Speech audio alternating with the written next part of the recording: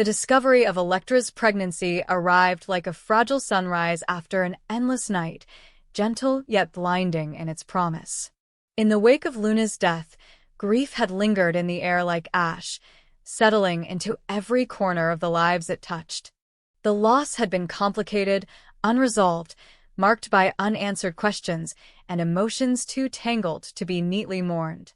And yet, when Electra realized she was carrying Will's child, something shifted.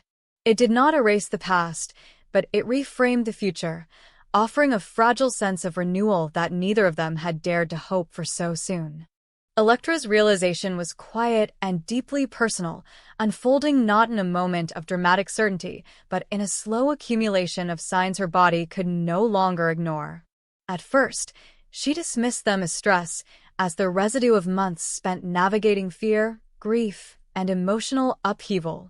But denial could only last so long.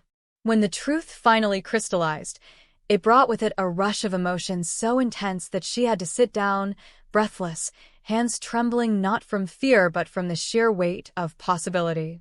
This was not merely a pregnancy. It was a symbol of survival, of continuity, of life asserting itself in the aftermath of death. Telling Will was both terrifying and exhilarating. She feared the fragility of happiness, the way joy could feel like an invitation for fate to intervene once more. Yet Will's reaction surpassed even her most hopeful expectations. His shock gave way to disbelief, then to a quiet awe that softened his features in a way Electra had never seen before. For him, the news was not just about becoming a father. It was proof that the future had not been irrevocably poisoned by the shadows of the past. The child represented a clean page, something untouched by Luna's manipulation, something purely theirs. The family's response mirrored that sense of cautious joy. In a household still recovering from loss, Electra's pregnancy became a collective anchor, a reminder that endings did not always have the final word. There were tears, embraces, and tentative smiles that carried both hope and restraint. No one wanted to celebrate too loudly, too soon, as though acknowledging happiness might summon its undoing.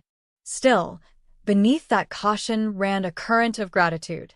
For the first time since Luna's death, conversations drifted toward the future without immediately circling back to fear. Yet even as joy took root, unease lingered just beneath the surface, subtle but persistent. Luna's absence was not a clean one. Her death had been confirmed, but it had never felt complete, never fully resolved. There were too many loose ends, too many moments that, in retrospect, felt unfinished. Electra herself struggled with the guilt of feeling happiness at all, haunted by the knowledge that Luna's life had ended violently and painfully. That guilt manifested in small ways: restless nights, sudden flashes of anxiety, a sense that something remained unspoken. That sense was validated in the most unsettling way possible when a relic of Luna's past surfaced unexpectedly. It was not discovered through deliberate investigation or dramatic confrontation, but through chance, a box of old belongings overlooked during the emotional chaos that followed her death. Inside were fragments of a life that had ended too abruptly: photographs, handwritten notes, and finally, a letter or journal entry whose existence no one had known about. The handwriting was unmistakably Luna's, sharp and deliberate, the ink pressed hard against the page as though the words themselves had been etched with intention. Reading it felt invasive, almost sacrilegious, yet impossible to avoid. The contents were chilling not because they described violence outright, but because they revealed intent. Luna wrote not as a woman defeated by circumstance, but as someone meticulously planning a final act of control. Her words suggested that, even in death, she refused to relinquish her influence. There were references to contingencies, to ensuring that certain people would never truly escape the consequences of crossing her. Will and Electra were not named outright at first, but the implications were unmistakable. Luna's resentment had not died with her. It had been carefully preserved, aimed like a loaded weapon at a future she would not live to see. As the letter continued, the tone shifted from bitterness to something colder, more calculating. Luna alluded to a final action, a safeguard designed to activate if her presence was removed from the equation. She spoke of trust misplaced and loyalty exploited, of people who owed her more than they realized. The language was cryptic yet deliberate, hinting at manipulation rather than direct confrontation. It was not revenge in the conventional sense, but something more insidious, the orchestration of harm from beyond the grave. The implication struck Electra with devastating force. Her pregnancy, once a source of pure hope, now felt exposed, vulnerable to an unseen threat. The idea that Luna might have anticipated this moment, that she might have planned for happiness to emerge only to poison it, was unbearable. Will reacted with disbelief that quickly hardened into anger. He had believed Luna's chapter was closed, that whatever damage she had caused ended with her death. The letter shattered that illusion, replacing it with the terrifying possibility that her influence still lingered, waiting for the right moment to resurface. As the family grappled with the revelation, one name began to surface with increasing unease: Dylan. He had always existed on the periphery of Luna's life, a figure whose loyalty had seemed ambiguous at best. There were moments, now re-examined with suspicion, that felt charged with meaning, glances exchanged, conversations abruptly ended when others approached, actions that once seemed benign but now felt deliberate. The letter did not name Dylan explicitly, but it spoke of someone who would act when the time was right, someone who understood her wishes and shared her grievances. The possibility that Dylan had been Luna's instrument, her contingency plan, was almost too much to bear. If true, it meant that Luna's final act was not merely symbolic, but actively dangerous. The most horrifying implication lay in the unspoken target of that danger. Electra's unborn child, a symbol of renewal, could become the ultimate casualty of Luna's unresolved obsession. The thought that harm could be directed towards someone so defenseless ignited a fear unlike anything Electra had ever known. Electra's internal conflict intensified as she struggled to reconcile joy with terror. Pregnancy heightened every emotion, amplifying her instincts to protect, to shield her child from a world suddenly filled with invisible threats. She questioned every interaction, every unfamiliar face, every lingering presence. Trust, already fragile after Luna's manipulations, began to fracture further. Even moments of happiness were tinged with dread, as though danger might strike the instant vigilance slipped. Will, torn between excitement and fury, found himself consumed by the need to uncover the truth. The idea that someone might harm his child transformed his grief over Luna into something darker, more resolute. He could no longer afford to treat the past as something to mourn passively. If Luna's threat was real, it demanded action. Yet action carried its own risks. Accusations without proof could destroy lives, deepen paranoia, and create exactly the chaos Luna had thrived on. The question of Dylan's involvement loomed large, its uncertainty more corrosive than any confirmed betrayal. Was he merely a grieving associate, unfairly cast in suspicion's shadow? Or was he the embodiment of Luna's final manipulation, a living extension of her will? Every interaction with him became charged with meaning, every word scrutinized for hidden intent.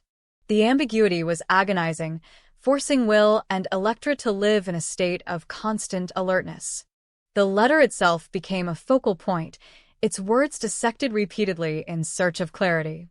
Each rereading revealed new layers, new interpretations that shifted the narrative in unsettling ways. Luna's writing suggested patience, foresight, and an understanding of human behavior that made the threat feel chillingly plausible. She had always excelled at exploiting emotional vulnerabilities. The idea that she might have weaponized that skill one final time was terrifyingly consistent with who she had been. As Electra's pregnancy progressed, the stakes grew impossibly high. The physical changes in her body mirrored the emotional transformation she was undergoing, a shift from cautious optimism to fierce protectiveness. She became acutely aware of her own vulnerability, not just as a woman carrying a child, but as a potential target in a narrative she had never agreed to participate in. The joy she felt was real, but it now coexisted with a vigilance that bordered on obsession. The family closed ranks around Will and Electra, their unity forged not just by love, but by shared fear. Conversations turned strategic, cautious, focused on minimizing risk. Yet beneath those efforts lay a sobering realization: Luna's influence had succeeded in its most insidious goal. Even in death, she had fractured their sense of safety, replacing trust with suspicion and peace with constant vigilance. The question remained unanswered, hanging over every moment like a storm cloud refusing to break. Was Dylan merely a ghost conjured by fear, or was he the living embodiment of Luna's final scheme? Would the threat materialize, or would it remain a psychological weapon, its power drawn from uncertainty alone? What was clear was that happiness, once reclaimed, now came with a price. For Will and Electra, protecting their future meant confronting the past one final time, no matter how dangerous that confrontation might become. As Electra rested her hands over her growing belly, she understood that motherhood had already begun, not in comfort, but in vigilance. Luna's shadow loomed, but it did not define the future, unless fear allowed it to. The path forward demanded courage, trust tempered by caution, and a willingness to face the darkest possibilities without surrendering to them. Whether Dylan would emerge as Luna's final weapon or prove innocent remained to be seen. What mattered was this: the battle for their child's safety had already begun, and surrender was not an option. The moment violence finally broke through the fragile illusion of safety, it did not arrive with warning or ceremony. It came in the form of metal and momentum, a sudden, deafening rupture in the ordinary rhythm of a day Electra had tried to keep deliberately calm. She had been careful, vigilant in ways she had never needed to be before, her awareness sharpened by pregnancy and by the unshakable sense that Luna's shadow had not fully receded. And yet, no amount of caution could have prepared her for the sound of an engine accelerating with intention, for the split second in which instinct screamed before impact erased everything else. Dylan did not hesitate. Witnesses would later struggle to describe what they saw, their accounts fractured by shock and disbelief. Some would say the car appeared out of nowhere, others that it veered unnaturally, violently, as though guided by a deliberate hand rather than chance. What remained indisputable was the outcome. Dylan's vehicle struck Electra head-on, the force of the collision sending her body crashing onto unforgiving pavement, the world around her exploding into noise, glass, and screams. In that instant, the threat Luna had hinted at in her final words ceased to be theoretical. It became brutally real. Time fractured in the aftermath. Sirens wailed, voices overlapped, and strangers rushed forward. Yet for Will, who arrived moments later after a call he would never forget, the scene unfolded in slow, unbearable clarity. Electra lay motionless, her body twisted in a way that sent terror coursing through him with paralyzing force. Blood stained the ground beneath her, vivid and obscene against the neutral gray of the street. The life they had celebrated only days before, the future they had dared to imagine, now seemed impossibly fragile, suspended by threads he could neither see nor control. At the hospital, chaos replaced hope with ruthless efficiency. Doctors moved quickly, their expressions guarded, their language precise yet devastating. Electra had suffered severe injuries, internal trauma, fractures, a head wound that raised immediate concern. The words came in fragments, absorbed by Will only partially as he clung to one singular question that refused to leave his mind. The baby. He needed to know whether the child had survived, whether the future Luna had threatened to destroy had already been stolen. The answer, when it came, offered neither relief nor finality. The pregnancy was in danger. The trauma had placed Electra and the baby at critical risk. Every decision from that point forward would be a balance between saving the mother and preserving the child. Medicine could do much, but it could not undo the violence that had already occurred. Will felt himself unravel as the reality settled in. This was not an accident. It could not be dismissed as tragedy or misfortune. This was the manifestation of Luna's promise, delivered through another's hands.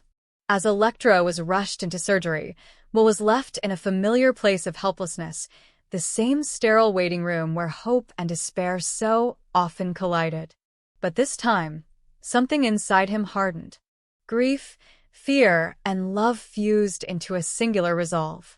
Dylan had crossed a line from ambiguity into certainty.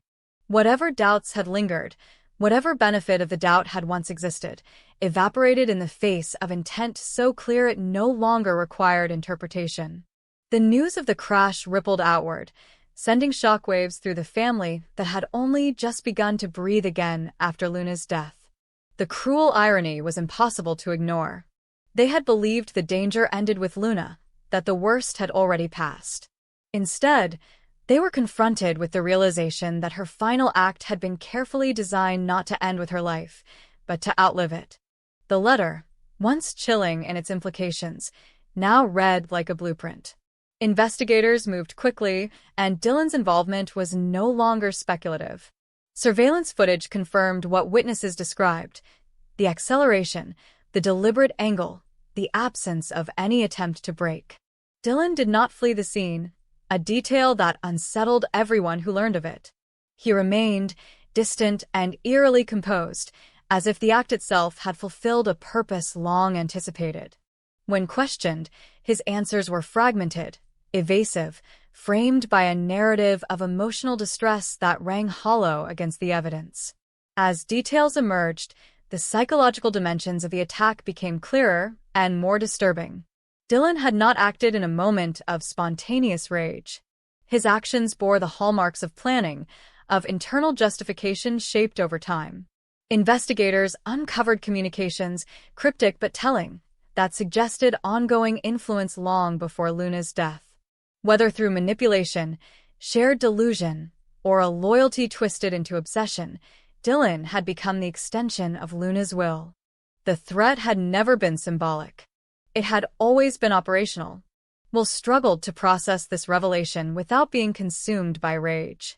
Standing vigil outside Electra's room, he felt torn between the instinct to hunt down the man responsible and the need to remain present for the woman fighting for her life. He spoke to Electra softly when allowed, though she remained unconscious, his words a fragile bridge between hope and desperation.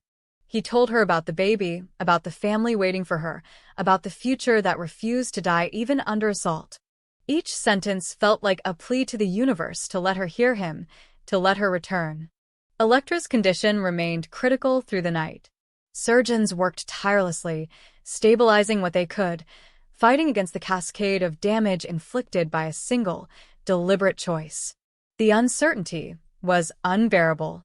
Doctors spoke cautiously of swelling, of complications that could still arise, of a recovery that, if it came, would be long and unpredictable.